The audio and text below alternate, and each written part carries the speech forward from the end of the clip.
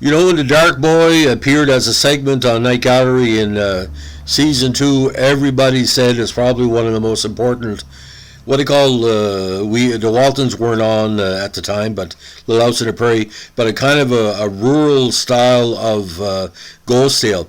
In this one, a young teacher goes to a rural place in Montana and finds out a lot about a ghostly appearance of a student in her classroom. She was only supposed to have 16 students in her classroom, but ends up being 17. And a young student that had died a number of months before she arrived came back as a ghost. Now, it's very interesting how it plays out. They have a pair of sisters who are kind of the unofficial welcoming committee for the Elizabeth Hartman character, the school mistress of the piece. And Elizabeth Hartman, of course, the Oscar nominee. One of the sisters is Gail Snodegard, an Oscar winner. And it works together because there's anticipation. They're kind of worried she's going to find out in the appearance of the Dark Boy. He appears in reality to the teacher, but actually everybody in the classroom sees her talking to like an empty space, a disembodied voice and presence. And it works together because it tells a story about how longing for someone to have peace and longing for that person to continue to live cannot be justified. If a person passes on, a ghost needs either to have closure or needs to have a bit of peace to go back to the grave. The whole episode, like I said, is well put together by the great John Astin, who's an actor and director on Night Gallery for numerous episodes. I don't want to give away the full plot of the episode because it's so effective in many levels. It is not written by Rod Serling, but it feels like Rod Serling had written it. Again, the Elizabeth Hartman character, kind of similar to Mrs. Walton, the Michael Lerner character on the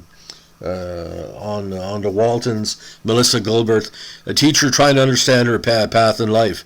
And the teacher has to do 4 things in this episode and to basically provide herself with enough strength to run the classroom, to support the students, to support the parents, and support the people who are supporting her being a teacher there. And it all works together, like I said. And there's different Western tropes, being Montana, you know, the commonness of the area, but the strength and love that the students and the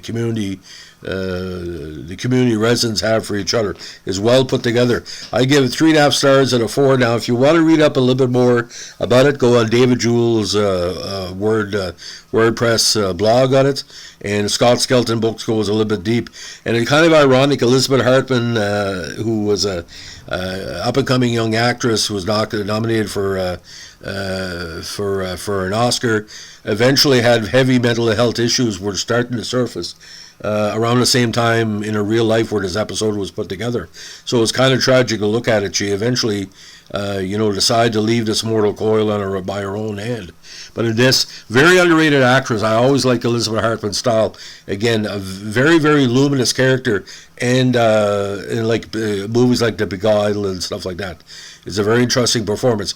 But it's very, very gothic, but there's not too much negative horror in it. It's a very positive aspect of how a ghost must be settled to bring peace to us all. And that's the theory of the Dark Boy. And the Dark Boy is kind of a play on words because the character is not dark, the ghost, but they're just like the configuration of his hair. Everyone in the classroom is like lighter hair, but he's the only one that has, like, he stands out. There's multiple layers anyway.